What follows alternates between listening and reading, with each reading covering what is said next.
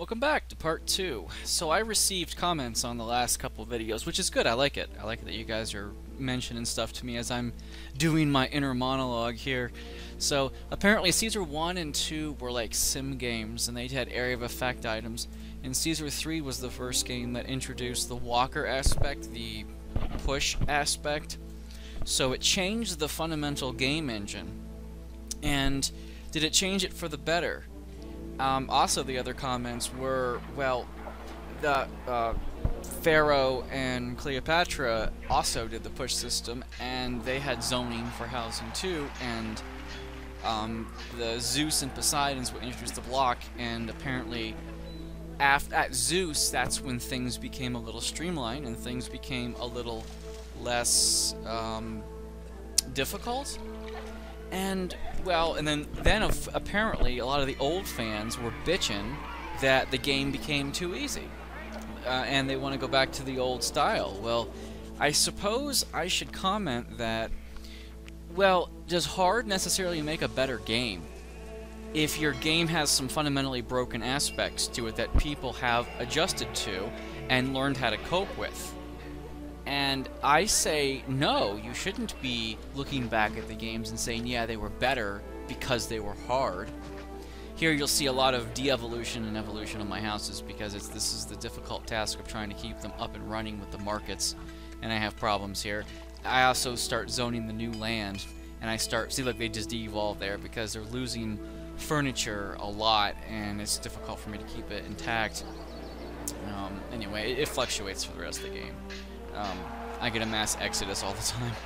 Anyway, so was the game better with a difficult push system? I know I never played Cleopatra, Pharaoh and Cleopatra. I got Zeus and installed it and played it for about 10 minutes, maybe an hour. That's a big jump, right? 10 minutes to an hour. Now, well, you know, I don't know how long I played it, but I know it wasn't that long. But I do know there were roadblocks in it. So roadblocks were obviously introduced in Zeus, if not in Cleopatra, and that made things a lot easier. And then, of course, the zoning for housing made things a lot easier. And I find that to be a better system, probably because you don't have to worry about them. You don't have to worry about zoning and distance and things. Anyway, so I don't think a hard game necessarily makes a better game, and the push system is a stupid system. It really is. And people say, no, you just don't get it. No, I do get it. I started playing these games with Caesar 3 in 1998 and 1999. I played these games, and I started with 3. And I skipped Cleopatra, and then I found Zeus later, picked it up on sale, and didn't really like it, so I went back to Caesar 3.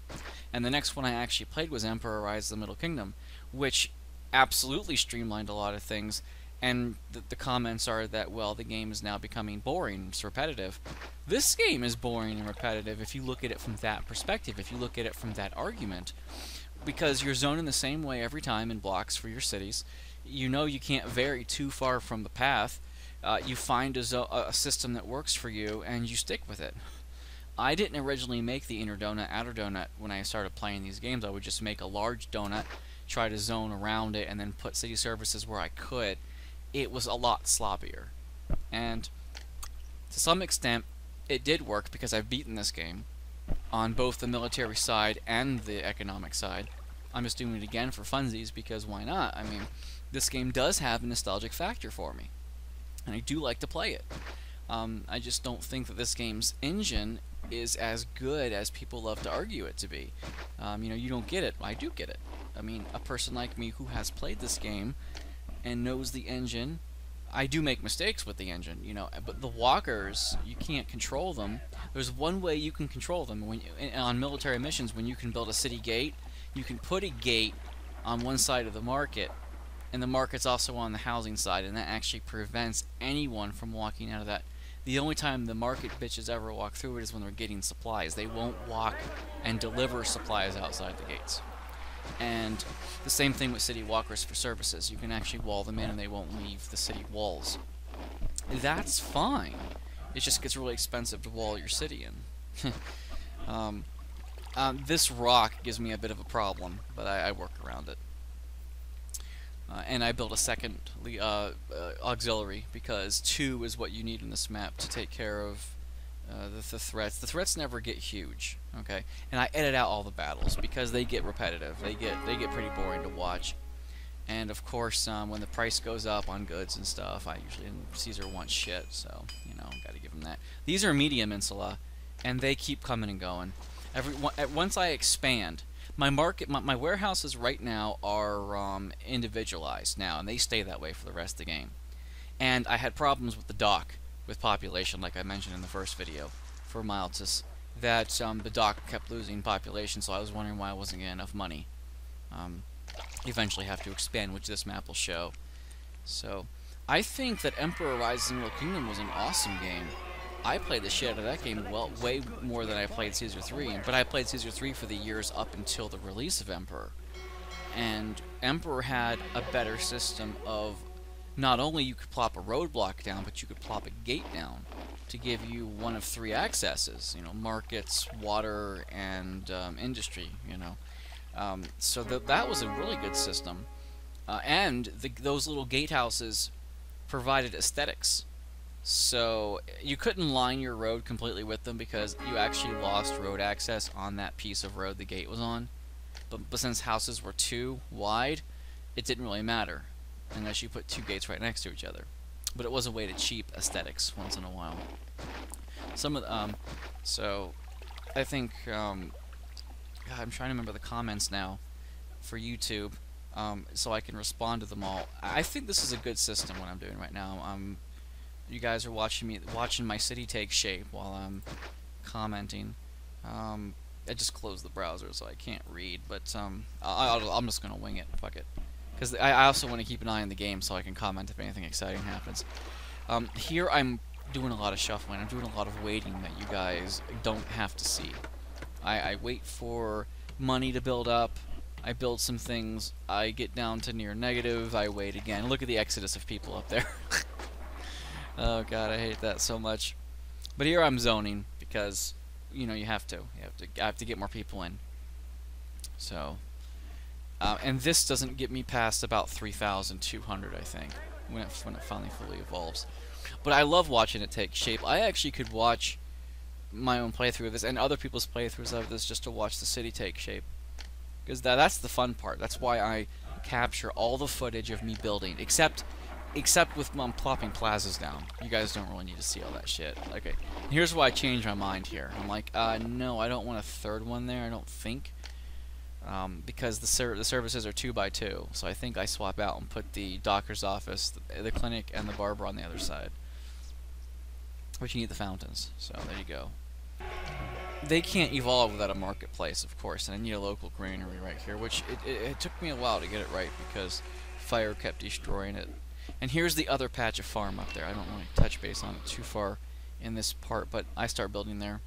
Some fruit and mostly olives. And here's why I know I'm going to need fish. If I'm expanding, those tents don't need food. But that's as far as they can get without food. So I'm trying to get the employment necessary to employ the wharfs without actually needing to feed them for it. So I'm trying to get the food industry up before I start, you know, pardon, before I start making them need food. And so I think that's a smart idea. Again, I'm really familiar with the engine. It's just I find myself not liking this engine as much as Emperor. But Emperor is the same engine. They just changed the AI and a little bit, and the introduction of gates and roadblocks made it fantastic. This game needs roadblocks. I think a mod introduces them. I don't know if people have actually modded this game. I'm inferring that maybe a mod exists for roadblocks. I would love roadblocks. They would block everyone except when the market bitch walks out to get food, and all industry workers can go through it. Here's the fire. I had problems with it. And everybody else it blocks. That would be perfect. That's how the roadblocks worked in Zeus. Like, I got as far as putting down people to harvest urchins, you know. And I didn't understand it. It was too far departed from Caesar 3 for me to understand it right away. But I guess the aesthetics of Emperor suckered me in to learn that engine, and then I'm gonna go back and play Zeus, and it'll be basically fresh for YouTube because I don't have any real experience with the game. But maybe I should play Zeus, Cleopatra and Pharaoh first because it's the next one in line. So I'll probably do that. When they're fighting fires, they're not patrolling and preventing fires, and that's a problem because if you have a lot of fire and they're all busy, then more fires can break out. So it becomes really difficult if you get big fires. Overall, though, it's not too horrible. And this connection is needed, sort of. It's one of the biggest mistakes I made was putting that connection there. Because the market bitches in this game will visit the industries to pick up stuff. And the problem is that the oil industry up here is further away than the warehouse would be. So the bitches come here and get the oil. And that pisses me off because while they're doing that, they're not at the warehouse grabbing other shit, etc., etc. So, you know, I think all of these are olives, but I think I eventually replace some with fruit because I have a food problem on this map later on. And a lot of these, 2 of these farms continuously catch on fire, even with this prefecture and engineer. The problem is they don't get employed. Even when I plop down a little house there, a little tent to get local access, it takes a long time to get it populated. And it does seem the more unemployment you have, the more likely they'll walk further away to get employed. So when you're at 5% unemployment with 4,000 people, that's 200 people unemployed, and they're willing to walk a lot further to get a job, it seems. So that fountain right there is actually one too far over for the furthest parts on the right there to get water. I didn't know that. Because another comment we got was that fountains on these desert maps. This is technically a desert map. They're 7x7 instead of 9x9. So yeah, that drops it down. So that makes it 3 out instead of 4 out.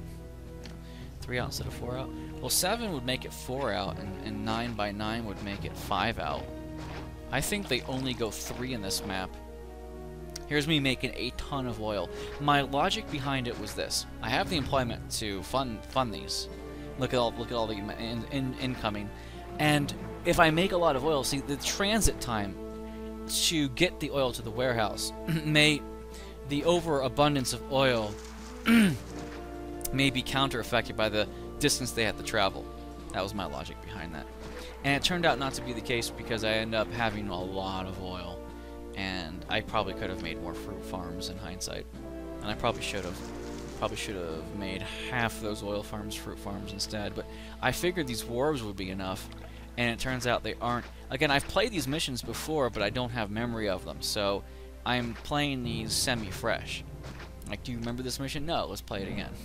So, I'm on, this is part 2, and I think I'm on segment 2. I would record for about an hour and 20 minutes, and in one case, 2 hours almost. The only thing this game has going for it is that it's 1280 by what is it, 736 by 1280 or 746? Anyway, that resolution, 740 by 12 something, whatever resolution that is, come on, help me out. That resolution doesn't take a lot of space to record. So I can do a 2-hour video and it's still technically a small file. I was like, oh come on, can I get one more farm? And of course, the battle. I'm not even worried about the battle at this point. First they have to come on screen, and my speed is pretty slow right now, so I don't care. I'm just trying to get these farms into place. So, and then there's this just means that people are pissed. That either means that there's too much unemployment or there's not enough entertainment. And this right here is showing that there's no services in these tent areas. So because of that, the people who are living here are pissed. So when you get that, it's time to start giving them services. And yeah, I had the population to fund all those wharfs, all that oil, and all of this crap. Yeah, and also you can get that city mood darkening if there's too much unemployment. But too much unemployment generally means that people just leave town. Now, people can stay regardless if Venus is happy because she'll bless everyone's mood. So it bumps everybody up by 1. And here's where I got the idea. Okay, I can put 2 temples here and the barber right here and the doctor because that'll work. The only fuckers who can't walk all the way around are the school children. I think even the library can walk all the way around. And I eventually replace all these temples anyway with shit. Because you need higher culture in this map. And even if the buildings are evolved to medium and high insula, you still need more culture. So I started plopping theaters and schools down and libraries because that improves culture. Population milestone, yay! We are less than halfway there. Need 5 grand to complete this map, and look at the time. It's 211 BC, and I think the map started 240, I think. So, yeah, these two...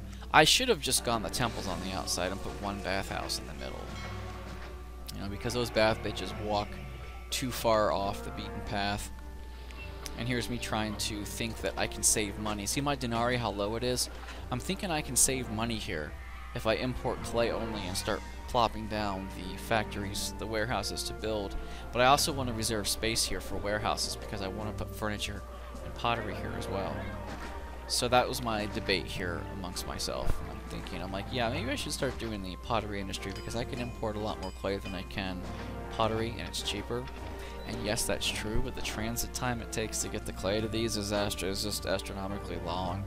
And it turns out you don't really make a lot of pottery. Maybe if I'd put the industry closer to the import warehouse, and that would have been better. See, I have a lot of pottery right here, and I actually make that pottery warehouse clay only for a while. A lot of this game is shuffling your warehouses, shuffling your economy, and I don't show a lot of that. So despite the fact that you get my build order, you don't get how I change the economy about. And that's where I'm deciding, no, I think I still want to plop down a warehouse here. So I'm like, okay, do I need this? Can I put this anywhere? I can plop it there. So I think I answered most of the comments. Okay, here, I think I make this furniture. Yeah, no, it's not furniture. I don't even know what I made it. Did I make it meat? Yeah, because I'm thinking I can get the granary here to start getting more food down if the wharfs deliver to that warehouse. But it turns out that's not necessary because the wharfs will deliver to granaries first and then warehouses, unless you tell your granaries not to accept fish. You have to tell them not to accept meat, which would also be pigs. I want to say that pigs and fish are mutually exclusive. You'll never build one and then the other, you know, on the same map. I don't think that's true. I think that there are some cases in which you can build both. Especially in the last economic mission where you have to get a population of, what, 8,000 or something? It's been a while, but I think it's something like that. And they give you a pretty big map and a lot of farmland, and I think I eventually started plopping. I just started to build on the farmland because they just give you too much, you know. I keep clearing my throat, but I don't need that aqueduct because I have aqueducts going all the way around. So, and that's a good area for me to start building in. So I'm like, okay, I'll slowly destroy this aqueduct and start building places. There's no reason for me to do it all because it costs money. What also costs money are engineering bridges, ship bridges to go across the bay here, and I have to start doing that because the other buildable land for wharfs happen to be on those two little islands in the map, the lower right corner there. And these are starting to evolve now that the market bitches are getting more stuff, but I know you need more markets because the market bitches are just not smart. Yes, you can cleverly work them out, but see, like putting the market in this corner, she'll walk the wrong way half the time. And I've got all these warehouses full of fucking oil, 2 of them, and I don't need that much. So I'm checking my unemployment right there before I start building wharfs again. I'm like, okay, I can probably just squish in a ton of wharfs. And I can. I can plop in, there you go, 5 more. And that's fantastic. And that's still not enough, but, you know, for now it seemed like it was enough. And you're going to need it. And I think I need local population, so I think I plopped down some tents here as well. Because I don't trust that distance. Yeah, I'm just like plop plop tents. Hopefully you'll fund that. Fund that? Well, you'll employ it. Okay, here it is. Ship bridge. And I'm trying to find the spot to build and I can't. Because some of the junction areas, this is that area. Look how expensive that bridge is to build. 2,800. It goes down. I got 2,900. Look at that. Oh my god. That was a lot. Pardon. That was 2,800 to build that bridge. And a lot of this afterwards is me waiting. I'm building. I'm waiting to sell more weapons. I'm building. I'm waiting to sell more weapons. Please, hiccups don't come. I was hiccuping for a bit there, but don't come. Look at the tax collector. Oh yeah, the Senate and the Forum. Comment in the sections told me you don't need the Senate to tax. The forums do that, and you are correct 100%. But you can't build forums without building the Senate first. The Senate's required to start plopping forums. I'm pretty sure. I can't say with 100%, but I'm fairly sure that's how it works. Because the forums are extensions of the Senate. And so you need the Senate first. And yes, the Senate also keeps track of your population and stuff, but you need it to start taxing. You can't tax without a Senate. So that's why I build one first, because you have to. I remember that from the game engine. Now, if I'm wrong, I'll eat my words, but I am 99% sure I am not wrong. Not in this. And here I have to make sure that bridge has access because the wharves have to come. And I'm destroying that road because I don't want the market bitches coming across that road. And no one else needs to go there. The only people who need to cross that bridge are the workers, the people who, you know, wharf. Because the market bitch, look at her, she's walking across that bridge. What a fucking shit. Yeah. And, city workers only need to cross that bridge. There's no reason why city services... Industry, not services, yeah. So, let's plop down some more stuff. Plop down some temples, because I think here I start replacing these temples with shit. Yeah. I'm like, okay, I'm gonna put a theater here, you know, because the local access is necessary, and I need all those people to have local access. I think I can squish another dock right here, and I do. It's next to a road, so it technically doesn't need more road access. And right after I plop this, the next few game years, I'm wondering why I'm not selling oil, and I'm pissing Caesar off a lot. I think the lowest I ever get is negative 2,000 dinar. And it was because my docks just weren't getting employment. I'm not sure how I solved that problem. Maybe with a few more tents around here, and it just works. But let's see. Okay, yeah, I'm importing so much clay right now that, and I have a lot of unemployment that I'm trying to expand the pottery industry. And overall, it turns out not to be effective because I have clay up there in that warehouse.